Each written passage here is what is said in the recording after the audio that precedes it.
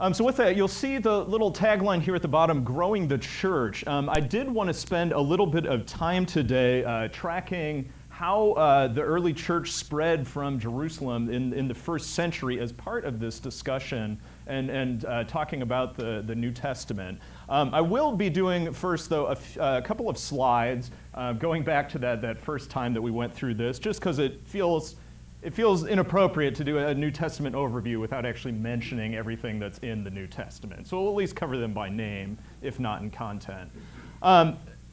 From my view, you can really break down the New Testament into three basic categories of writings. The first is not going to surprise you. It's the Gospels of Matthew, Mark, Luke, and John. So those Gospels are written covering the life and ministry of Jesus Christ. And each of these particular Gospels brings a sort of unique perspective, and each were written for a specific purpose. Again, if you'd like to get into that, I actually covered that in detail, the ways in which they differ from one another in that first session. I don't mean for this entire thing to be an advertisement for a previous class, but just wanted to note that we won't be getting into that today. You also have the Pauline epistles, and you can use air quotes on Pauline on a few of these. A few of these were likely not written by Paul, but you have Romans, 1st and 2nd Corinthians, Galatians, Ephesians, Philippians, Colossians, 1st and 2nd Thessalonians, 1st and 2nd Timothy, Philemon, and Titus. So these, by and large, with the exception of Philemon and Titus, which in 1st and 2nd Timothy, which refer to specific names of people who are being written to, these were written to cities, so to Rome, Corinth, Galatia. These were written to sort of fledgling house churches that needed instruction and needed leadership. Many of you likely know of Paul as a sort of itinerant preacher, and he is well known for three major missionary journeys across modern-day Turkey and Greece and into a few other areas as well. These letters were crucial for helping the early church to grow, and were intended to be distributed not just to a single church, but often distributed to many house churches located within these particular areas. Some are authentically Paul. So I guess the caveat to some of this, and a few of these it's a little easier to know than others. While often being ascribed to Paul, many believe based on whether it is the theology, the eschatology, which is another way of saying the sort of view of the end times, down to the grammar or other considerations. There are seven that are kind of unquestioned Pauline epistles, meaning Paul wrote them. There are three that fall into the category of disputed. There's some evidence to say that they are Paul and some not. Some of that has to do with things that are being referred to in the letters. Some really do just boil down to things like grammar. So you have like the letter to the Colossians is probably the most famous 50-50 split amongst scholars of whether or not this was Paul or not. You have 2nd Thessalonians, which is to the same community, but radically different eschatologies or views of the end time, whereas 1 Thessalonians, thought to be the earliest letter that Paul wrote, is really the idea that Jesus is going to come like a thief in the night, that this is imminent. 2 Thessalonians is really walking back and walking away from that idea and kind of a different view. Now, you could make the argument that I have and others have that this just represents a different concept from Paul, that Paul, over the course of his life, changed his views. All of us have done that in this room, I am sure. But it is a difficulty for some scholars of figuring out whether or not this is authentically Pauline. And then you have a handful of others. 1st and 2nd Timothy are the ones that are jumping out right now, but that pretty clearly come from a sort of next generation. They refer to things that to our knowledge, whether it's talking about bishops or elders, this sort of formalized structure within the church doesn't really exist, at least as far as we're aware, within Paul's time. This was kind of this nascent Christianity didn't have this rigid system of bishops and elders. And so when you hear letters like 1st and 2nd Timothy talking about that, it's assumed that this came from a sort of later generation of Christianity. That's not the only thing to be fair, that separates these from Paul's unquestioned letters. That's just a small example of something that might get lifted up. In addition, you also have other things that just kind of fall under the category of early church writings, the most famous of which is Acts, which is sort of the part 2 of the Gospel of Luke. It's widely believed, and I think there's no reason to doubt it, that it was produced by the same writer, that Luke and the book of Acts. Acts serves as sort of the capturing of the early church and the growth of that. You have the sort of the famous or infamous, however you want to look at it, Revelation, as sort of this dream and or revelation of the end times, or to what degree it might just be coded language about the present. You have the beautifully written book of Hebrews. James and Jude actually seem to come out of what we might describe as sort of a Jewish Christian strain of the early church, and we'll get into the distinction there. 1st and 2nd Peter, as well as 1st, 2nd, and 3rd John, which 2nd and 3rd John are like a paragraph long. They're very short, but they form part of what is likely a Johannine community, a sort of, the Gospel of John and those 3 letters all seem to come from a similar community, possibly Ephesus. We'll get into that a little bit later. So in terms of what is actually in the New Testament when you pick up the Bible, this is everything that you will find in there. Yes? Well, perfect. Yeah, there we go. I'll just say you were a plant and you were just trying to tee us up. We love transitions here.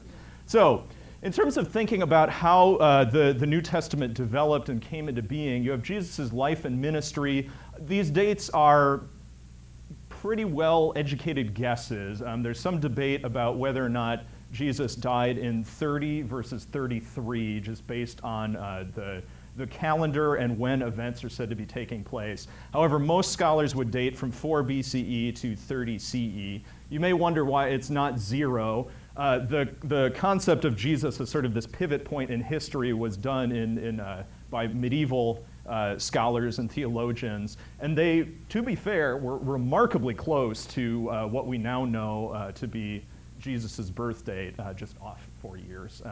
But that date has a lot to do with, if you hear in the genealogies, if you hear about who was emperor at the time in the start, based on archaeological evidence that we now have about when all these various rulers were, that's what allows to give that more specific date. So after Jesus's, it's remarkable when you think about it. It's a fairly 2 to 3 years for his public ministry. After he passes away is when you start to see this sort of growth and explosion in the early church. You have Paul's conversion either in 33 or in 36. Again, it gets into this question of, is it 30 or is it 33 for Jesus? But about 3 years after, we obviously know from Paul persecuting Christians that there was an early Christian community that was starting to grow, and we'll get into that a little bit. Paul's letters are thought to have been written in a time frame from about 49 for 1 Thessalonians to 62. Probably Romans, what is his last, although that is disputed, but Romans was certainly on the later end of Paul's ministry.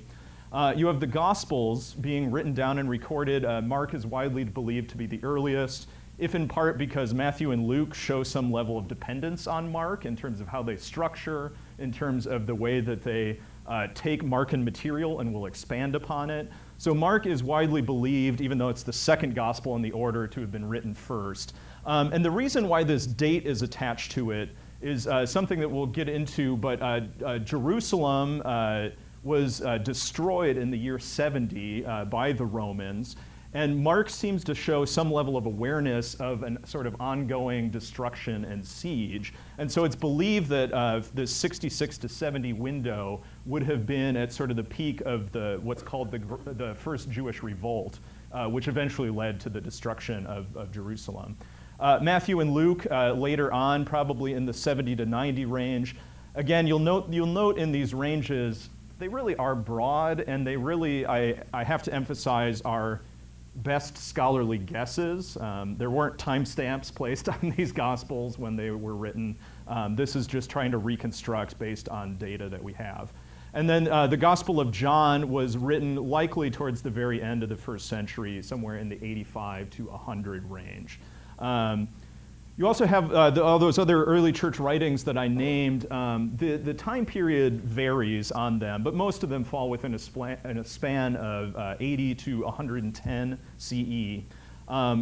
Really, most scholars would guess that by about 110, everything in the New Testament would have been written. Now, whether or not it was all compiled together in the same document or testament that we have today is another story, but all of these would have at least been written by then. And there are also a handful of other early church writings that didn't end up making it into the New Testament canon that are believed to be from this time period.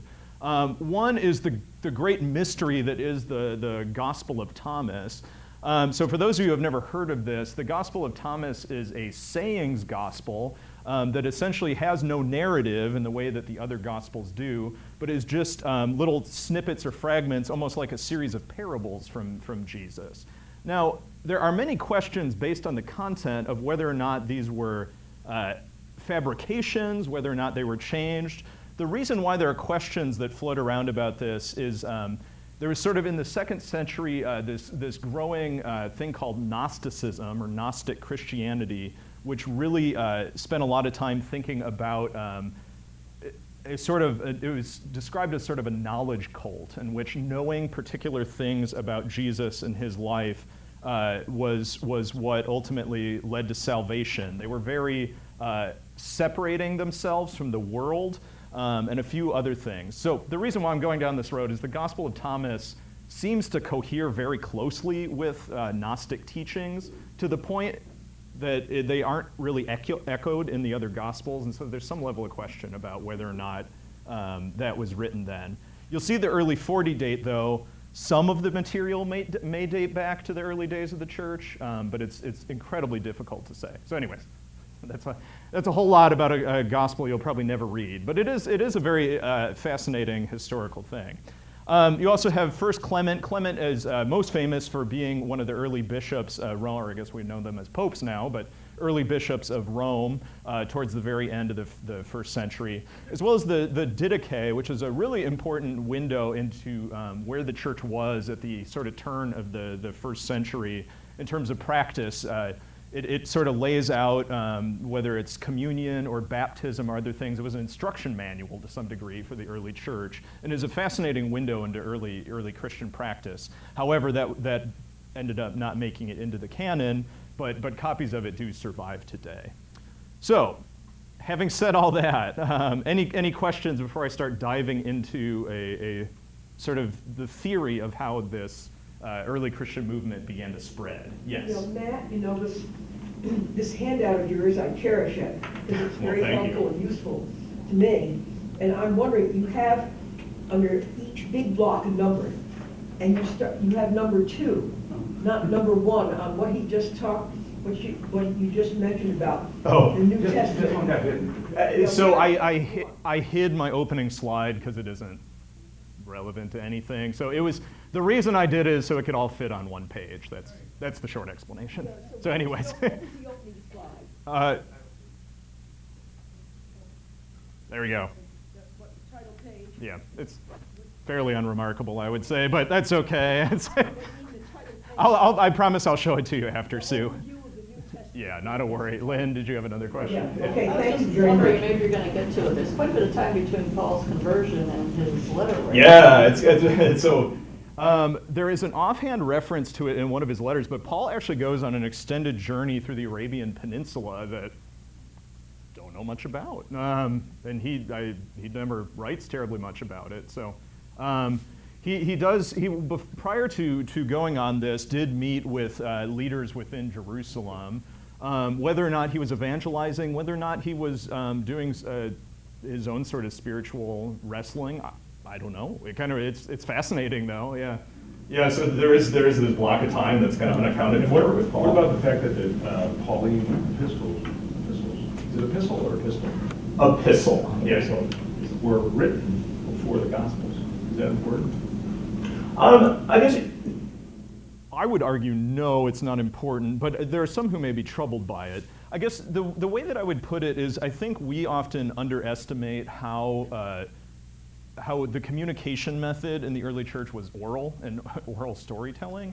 And because of that, really the spread of the gospel relies much more on people talking to one another than writing down. And so while Paul's letters were written because he couldn't be there in person to be able to share this, when you talk about the Gospels or kind of these firsthand accounts of Jesus, the theory goes that they didn't really start to be written down until you have this generation of disciples who begin to die, and these firsthand witnesses then begin to disappear, and you have to write it down. And so the kind of prevailing theory then is that all of this material, and you even get hints of it a little bit in Luke, much of this material was likely written down. It was just never collected. John is believed to have been written around Ephesus. Mark is easily the hardest one to figure out, but the prevailing theory is Rome may have been where Mark was written, although that remains debated. Let's see. Yes, I think that would be Turkey. Might be Syria? All right. Syria, maybe? Ephesus. Yeah, I'd say Ephesus for sure is Turkey. I don't know where that border starts to get. It's probably right on the border of northern or eastern Turkey today. But so these end up being really important centers, particularly Antioch. Antioch and Rome sort of become the sort of really kind of powerful cities. They were places where this early Christian movement began to be sort of compiled. The library in Antioch becomes a really, this is years later, but Antioch becomes a really important place of collecting early Christian material. Many of the early Christian writers had involvement there. It was a very, very important site. Where is the guess where Mark is written? Luke is the guess, but it remains a guess, unfortunately. It would be lovely to know.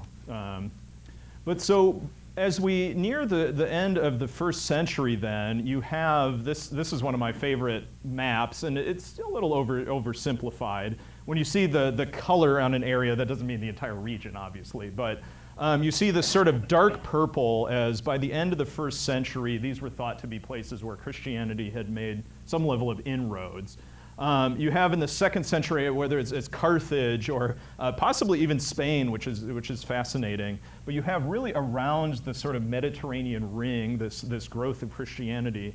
This, however, doesn't really take off until Constantine's embrace of Christianity don't quote me on this, I think it's around 325 AD, somewhere in that region, the early portion of the 4th century. You have Constantine accept Christianity and sort of proclaim it as the official religion of the wider Roman Empire. That really is kind of the explosion in Christianity. But if you think about it as all taking place from individuals going out and sharing and talking about their faith, it's truly remarkable and staggering at how quickly and widely the early church spread, and obviously speaks to Paul, the other apostles, the amount of work and passion that they put into spreading the early church. So, in that regard, one of the things I was hoping to do with the rest of the class was to spend a little time talking about what I would describe as the sort of stickiness of the gospel, which is a way of saying why this gospel really took root in people who were hearing it fresh for the first time. What was it about the preaching of Paul or others that really made people who probably may have not even had any sort of awareness of who the Jewish God was? They may have never even heard of Israel.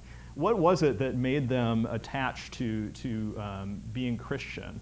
The other piece that I lift up is that because most early Christians were illiterate, and most people at the time were as well, this verbal sharing and recounting passages from Scripture was vital.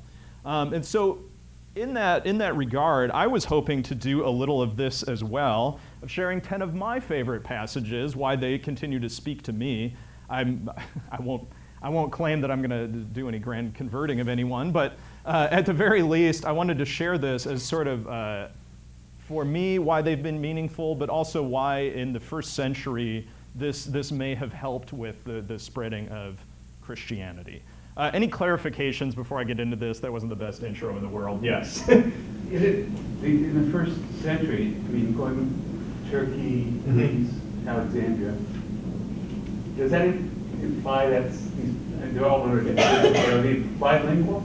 I mean, how do you go into a foreign country with a different language? All of a sudden? So Greek, by and large, specifically Koine Greek, was probably the most widely spoken language. It truly was one of the benefits of the Roman Empire, is there sort of was this lingua franca, as this thing goes. There was sort of this established, even going into these different regions, that would probably be the language that would be shared. And so, I mean, that's in part why you have the New Testament being written in Koine Greek rather than something like Hebrew or Aramaic. Aramaic was actually the more common dialect at the time.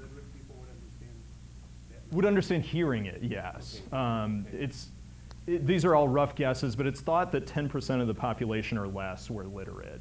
And there's really no reason why people would have known how to read, that public education wasn't a thing. But yes, by and large, yes. There's certainly, that's not to say that there weren't other, I mean, the Pentecost, the Pentecost account is one, and obviously there is a language barrier, but you see in Pentecost this sort of going above and beyond that. I assume that many of the evangelists may have taken to learning new languages. I would assume that Thomas, if he did indeed travel to India, would have done that. Or they had interpreters, absolutely. Yeah, no, that's a very fair point as well. Rome, possibly. I just want to keep attaching that little parenthetical possibly onto it. So in any case, any other final questions? I was confused, thank you. All right. Well, excuse me, with the diaspora, there might have been a lot of Jews in these areas, so that's real.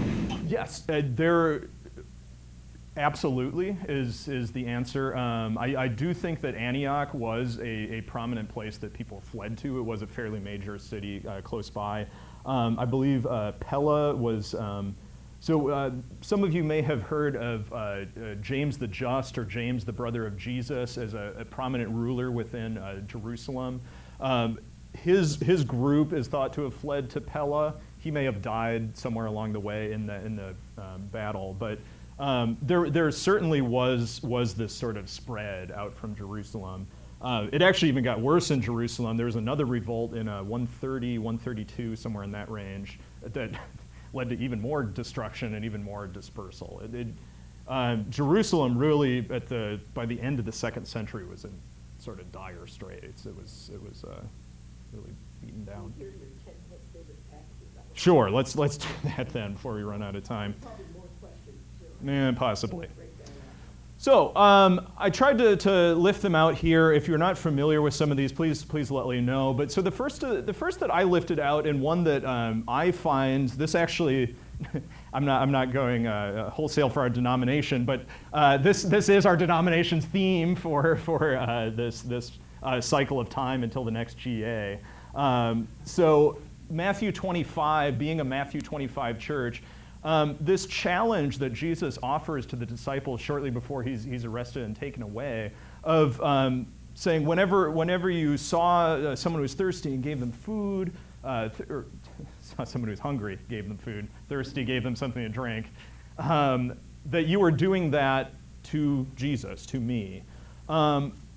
This passage is so convicting to me still, of thinking about all of the many hungry, thirsty people who are in poverty, thinking about ways in which, if we truly are seeing Christ in every person, it's a really convicting thing. And even today, literally every time I read it, I kind of have a pit drop in my stomach to some degree. It remains for me one of the most kind of inspirational passages. My connection to what this would have meant in early Christianity, you may remember in the early chapters, I think it might be in Acts 5, you have the growth of the church. It talks about how all of the disciples, all the believers would share their possessions, and sort of this idea in which everyone was being supported. I sometimes wrestle with and wonder the degree to which that sort of idealized early Christian community was really living out this Matthew 25 passage. Was that part of what helped the early church to grow? If we think about, and one of the charges that was often delivered against Christianity was that it was a religion of the lower classes. I think the reason why you see that and why you see this explosive growth within the poor is that this is Jesus' message was the great reversal, that the last will be first and the first will be last. There was this idea that really this sort of social justice aspect is pervasive throughout much of Jesus' ministry. And I think when you get into talking about the early church, and Rome was as have and have-nots as there was an empire back then, I think you really see why this was so widely embraced as a worldview, and why it continues to challenge us in the richest country in the world today, and the haves and have-nots that exist in our current context. It's truly challenging, and I think that's a beautiful thing about that. The feeding of the 5,000, I actually approach this more from a metaphorical reading, even though it obviously has much to do with feeding hungry bellies. I have always loved the reading of this passage as one of, we assume that we as Christians don't have enough, that we come with 5 loaves and 2 fishes to feed thousands. And I guess, so the reading of that then is, you say to yourself, I couldn't teach about Jesus. I couldn't share Jesus. I don't have enough. For me, this passage is a reminder that if we give what we can, what little we feel, it's enough. And I've always loved that understanding of this passage as sort of a charge of, you may not consider yourself an expert. You may not think of yourself as someone who's incredibly biblically literate, and so I can't teach Sunday school. I say that because I hear that all the time. But we come up with all these sorts of excuses and sort of lean on experts. But I've always believed that all of us have more than enough to be champions of our faith if we just live from our heart. And to me, this passage speaks to that. The way that connects to the early church, to me, early Christian churches were reliant on every single member contributing something. There was probably one person out of a house church who knew how to read. That person would be the one reading a letter. There was probably one person, whether it's a Lydia or otherwise, who actually had the resources to be able to support the community. There were others who could contribute a handful of other things. Those early church communities were so reliant on one another. I am blanking on what century this is from, so I'll detach it from time entirely. But there's a level of witness that it seems as though in the early church, preaching responsibilities would rotate amongst every person within a church. How does that sound for all of you at Fourth on a Sunday? It sounds horrifying to us, but there's evidence that within the early church that was just common practice. It was everyone was responsible for preaching in their own way. And so that to me has always been a fascinating thing. The laborers in the vineyard, this one perhaps is probably the most unfamiliar passage, so I track this one down. I'll try and summarize it. Essentially, Jesus tells a parable of what the kingdom of heaven is like, in which there is a landowner who is hiring people to come work in his vineyard, starts out about 9 o'clock, and about every 3 hours or so adds people on, has agreed to have, they agree upon a wage for working. But the trick is that the people who started at 9 and start at noon and start at 3 are all receiving the same wage. And at the end, the people who started at 9 are asking, what gives? Why are we being paid the same as the people who came and just worked for 1 hour at the end of the day?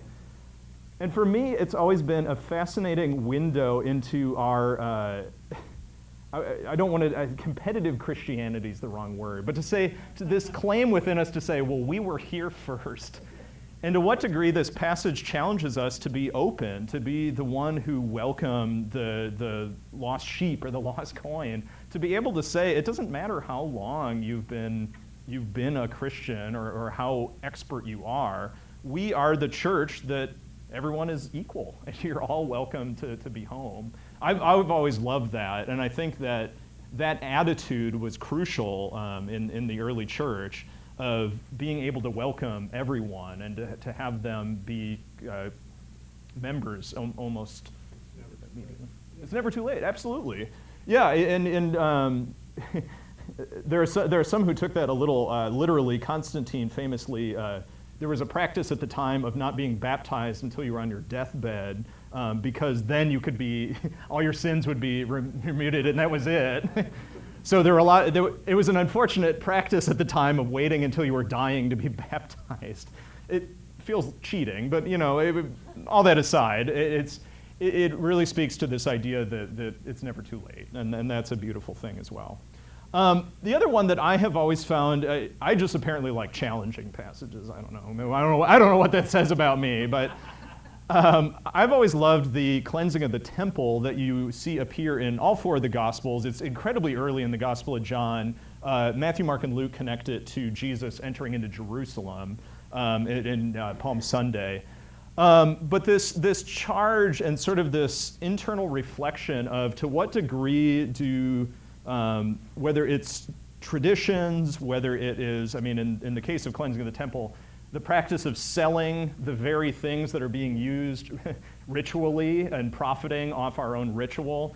I'm not accusing anyone of that, but I do think it is a really interesting, introspective thing that we need to be constantly mindful of the ways in which we don't use church to profit for our own sake, but to instead keep our focus where it needs to be. So I've always found that to be a very compelling and important passage, and I think it was.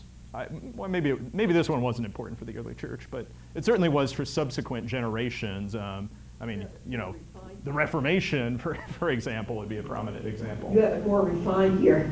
More. For a marketplace, that take these out of here, stop making my father's house a marketplace. But we've also heard it as a den of thieves. Yeah, it depends on the gospel that's being quoted, but yeah.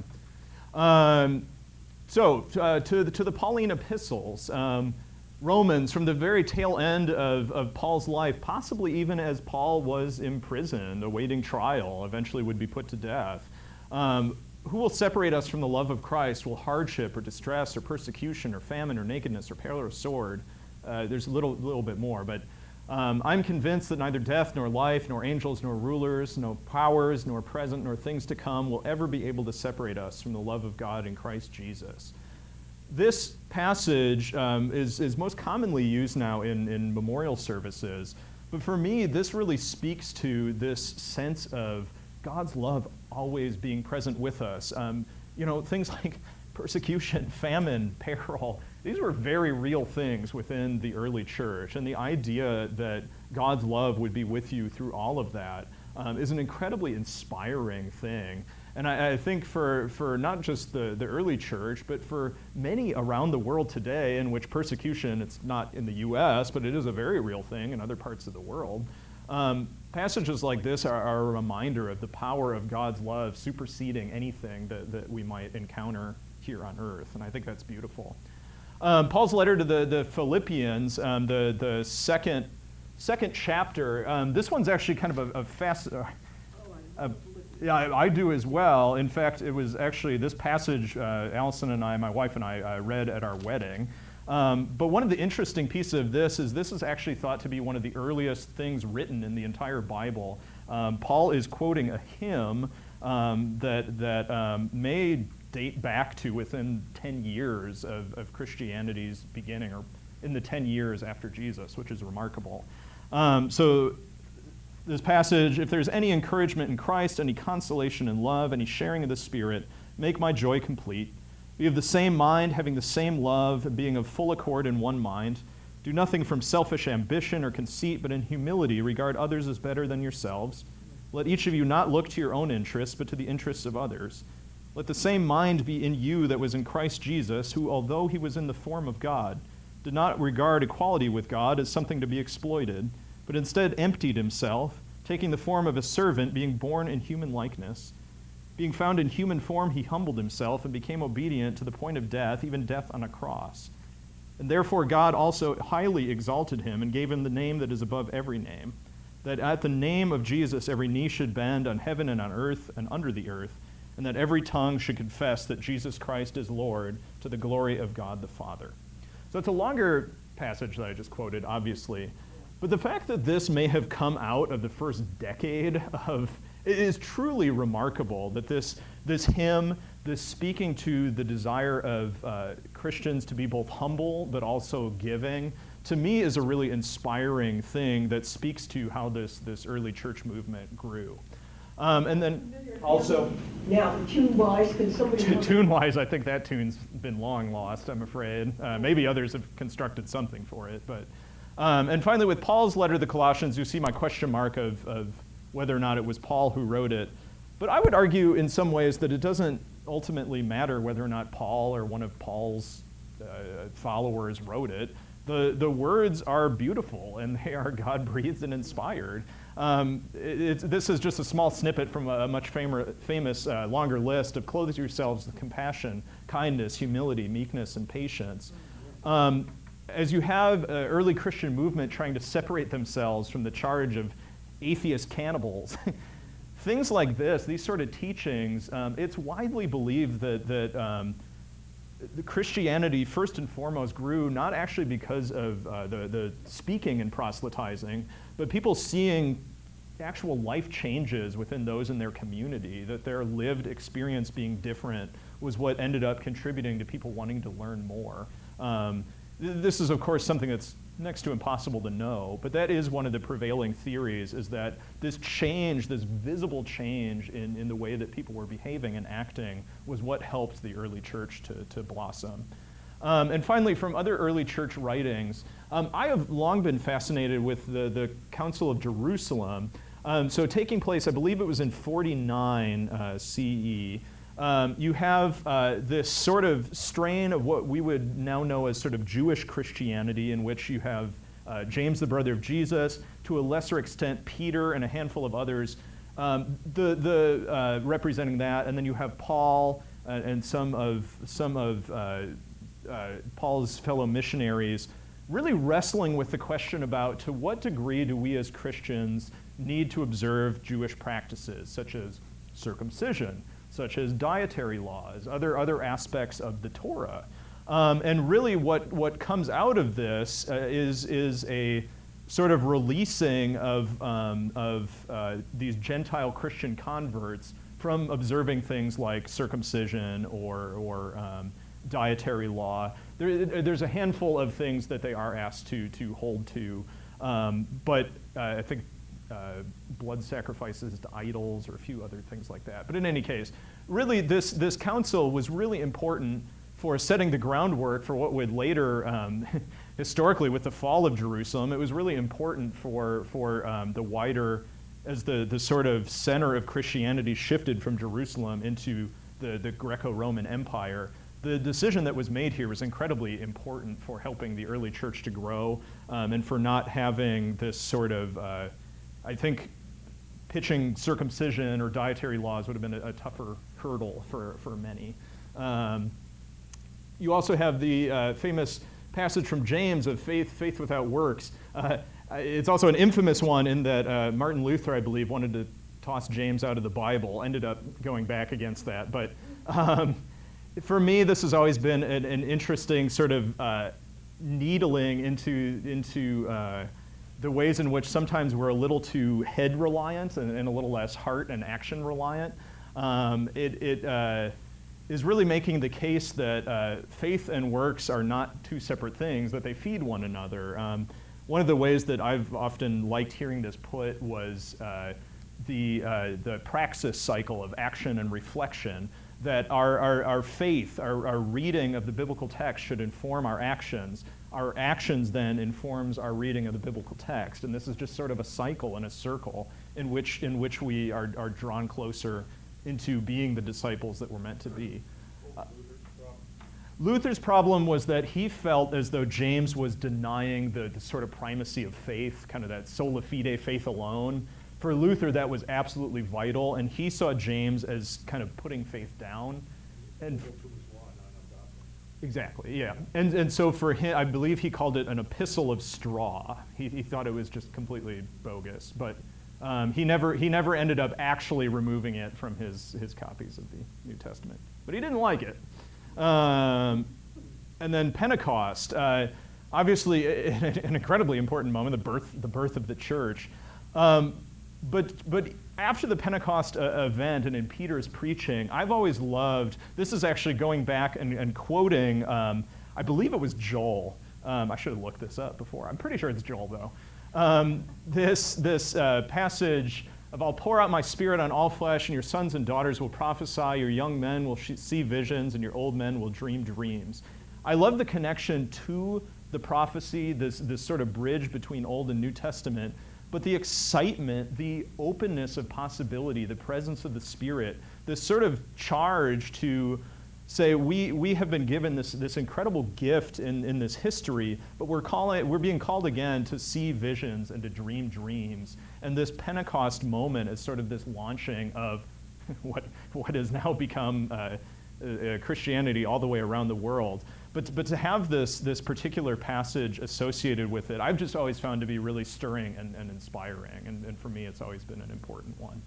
So with the whopping 4 minutes that we have left, I always do this. I do apologize for that. But I would love for you to just turn to a neighbor who's around you, just to share, if you would, something that you have found in your faith, a passage that you found to be particularly inspiring. I'm not going to make you get up and preach a sermon like we would at an early house church, but to me, I think it's important for us to be able to talk about important passages, whether it's from when we were younger or as an adult, things that were important to us in our faith. So enjoy the next 3 minutes, and then we'll come back together for a quick wrap up.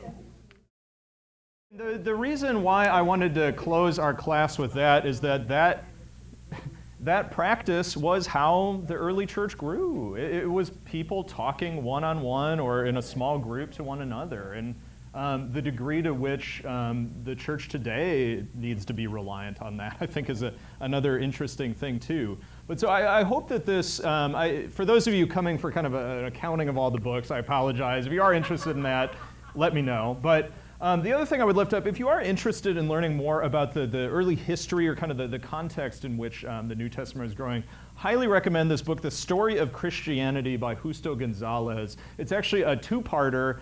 This, I believe, takes you up to John Wycliffe and sort of the kind of proto-reforms. But then there's a second half about the Reformation and beyond. I've found it to be the most accessible and yet deep covering of Christian history. It doesn't go too deep, but it goes deep enough. So if you're interested, would highly recommend that, just to get a little bit more into the background of what was going on at the time. Justo Gonzalez, so Justo Gonzalez. And he actually does a great job of capturing the global scope of Christianity as well. So in any case, if you have questions, I would love to hear and answer them. But otherwise, just wanted to thank you all for taking the time to be here today. And yeah, happy reading. So yeah.